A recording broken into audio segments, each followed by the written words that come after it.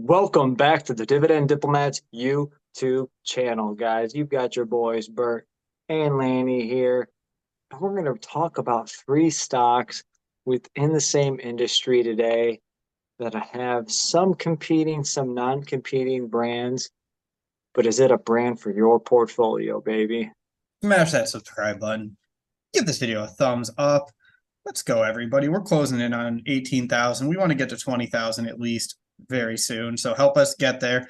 And we haven't said it in a while. If you haven't, check out that swag store below so you can get that Diplomat's coffee mug, the sweatshirt going into the winter time. So everyone, help us out. Subscribe at a minimum. So let's talk some stocks here, lady. Let's talk Let's stocks. talk, let's talk some stocks, guys. We're here. It's August, obviously.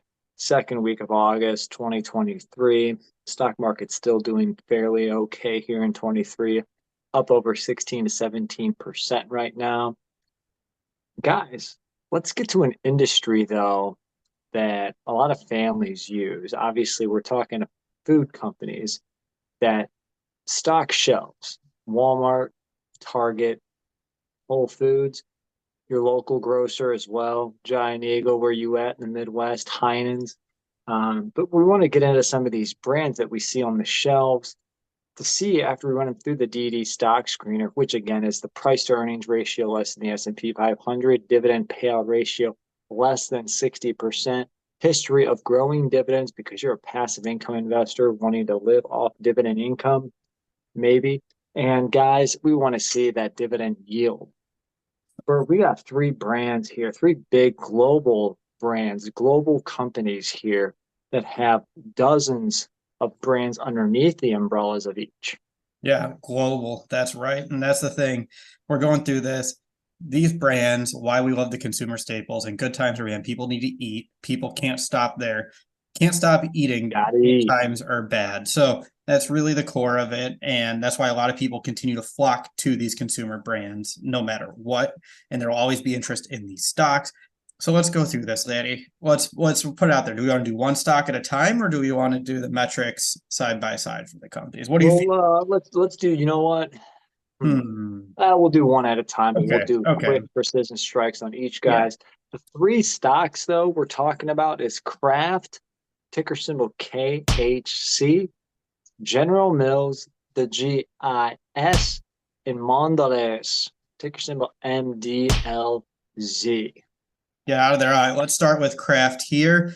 Kraft has been an interesting case because they caught the attention of Mr. Buffett so many years ago. I think it's like 2015, right? Don't The remind me. yeah, don't remind me either. The 3G merger that just has not panned out. Hopefully, to get that as large of a brand portfolio as you can, cut as many expenses as possible, grow the stock and grow the dividend. Unfortunately, that's not what happened. The tail was actually different. They took on too much debt. Consumer demand never took off for the products. They couldn't cut the expenses the way they needed to, which ultimately led to a dividend cut in 2018. They had to reduce that quarterly dividend from 62.5 cents to 40 cents. And I know that was frustrating, though we should say people have hung tight. We've hung on to our investments in Kraft-Heinz, and they still do have a strong brand portfolio. Lanny, who are some of those top brands for Kraft?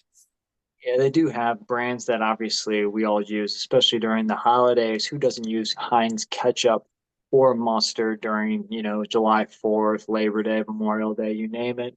But Heinz ketchup, the Oscar Mayer hot dogs, when Bert gets a chance for Dollar Dog Night, usually they're Sugardales, but man, Bert wishes they were those Oscar Mayers, puts four in one bun. It just, Yeah, goes I mean, I think down. any hot dog would be better than those Sugardale dogs. The Capri Sun packets, Yep. in the shower and the Capri Suns. Yeah. Some other big ones, if I can think about it, Philadelphia cream cheese is pretty popular.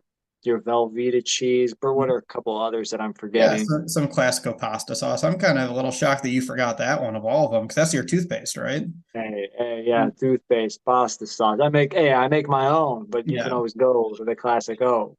Yeah, you're talking about you can't forget your craft singles, your Lunchables, all of those good processed foods, but they make up a massive portfolio, and that's why people still consider Kraft-Heinz as an investment. So we're going to talk through them there. The prices are as of Friday, August 11th, so keep that in mind as we're going through this.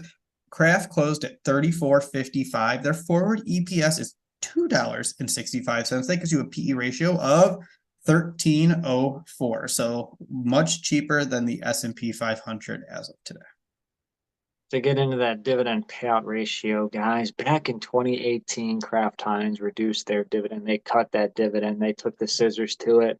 Instead of to the Lunchable, they took it to the dividend. And they went from 62.5 cents down to 40 cents. So dividend now is $1.60 per year because over 5+ years, they haven't brought back any dividend growth, guys.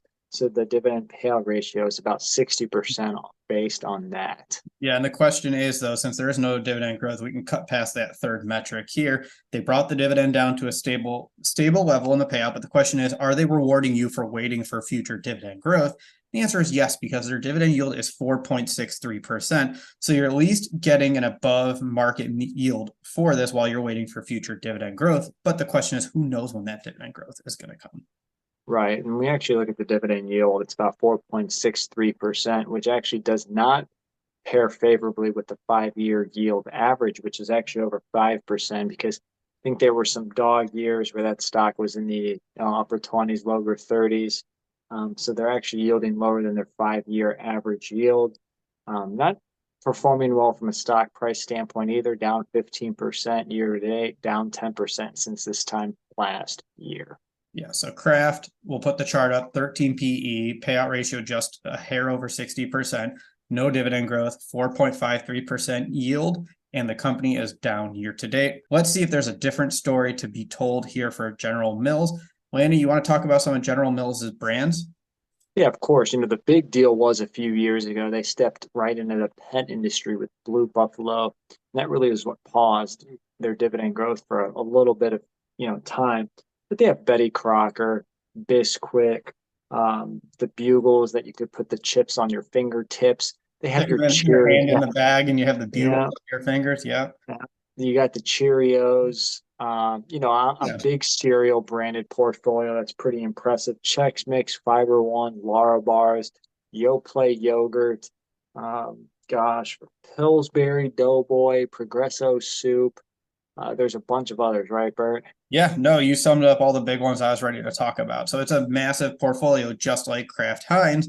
And again, like Kraft, I'm going to keep repeating the sentiment. That's why people stick around to General Mills. It is in most people's pantries, and most people, you find it in every grocery store. That's the beauty of that wide and that large of a brand portfolio. Yeah, so hopefully you're not eating, Blue Buffalo in your cereal bowl, though. Let's try to avoid that. But guys, Might be, dividends. you might be. No, I'm kidding. Let's get into those dividend stock metrics because this stock is down 13% this year. So they're trading at $72.67.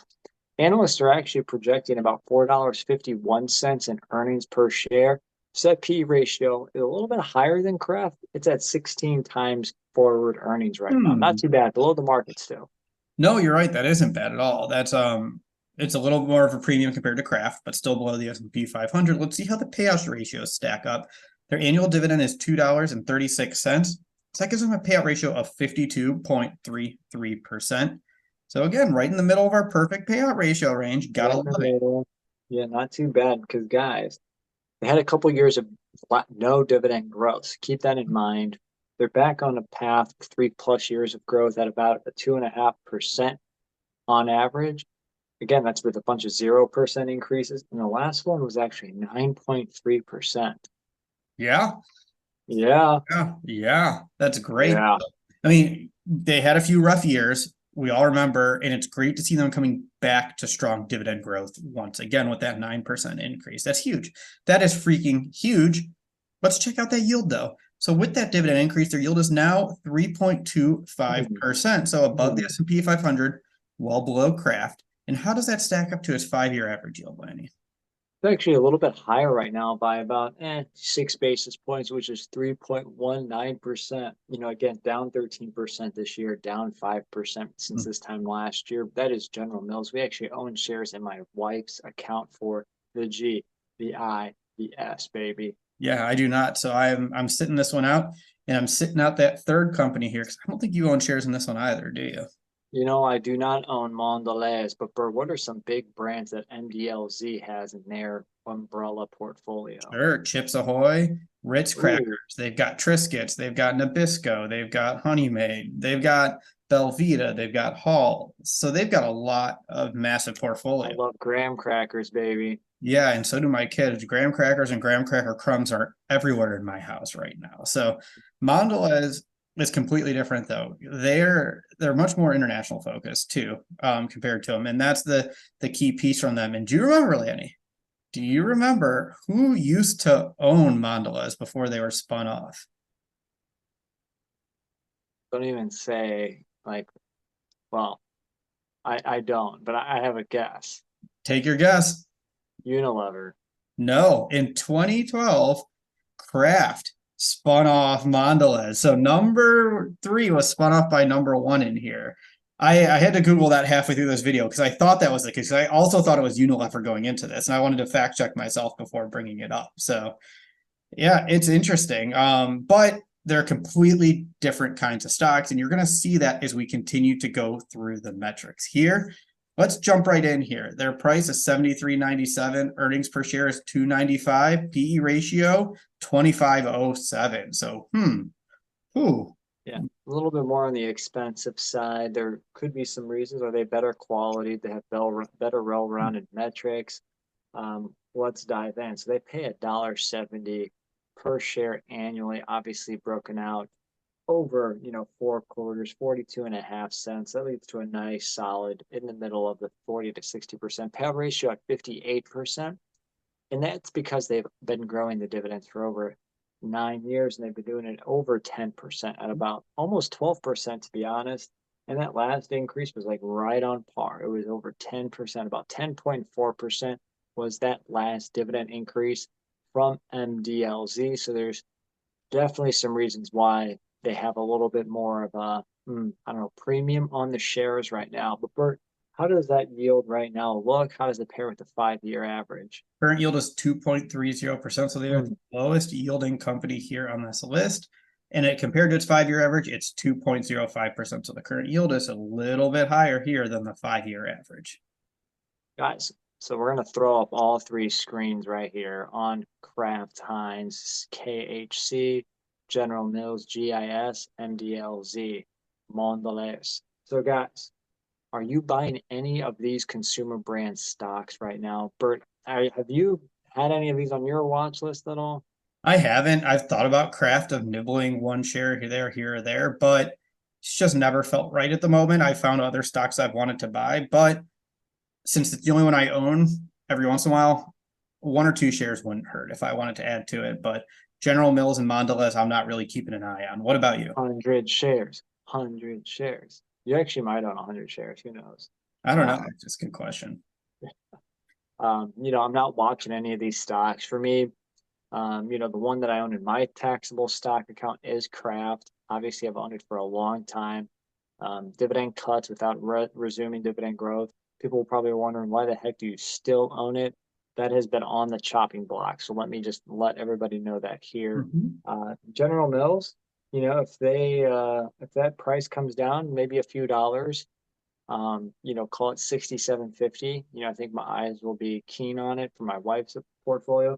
But Mondelez just being a little higher priced, kind of, not really in my territory right now for that consumer brand company. But let us know, in the comments, do you own these shares of stocks from any of these three? Are you adding any of these three, or is there another consumer brand food company that you would rather buy instead of these three? If you haven't already, subscribe to that channel. Give this video a thumbs up. And Lanny, Hmm. what is it? What is left? There's one more thing to do. If you're not with us, you're against us, Jack. That was Bert, the Hurt, and Lanny from the Dividend Diplomats. Over and out.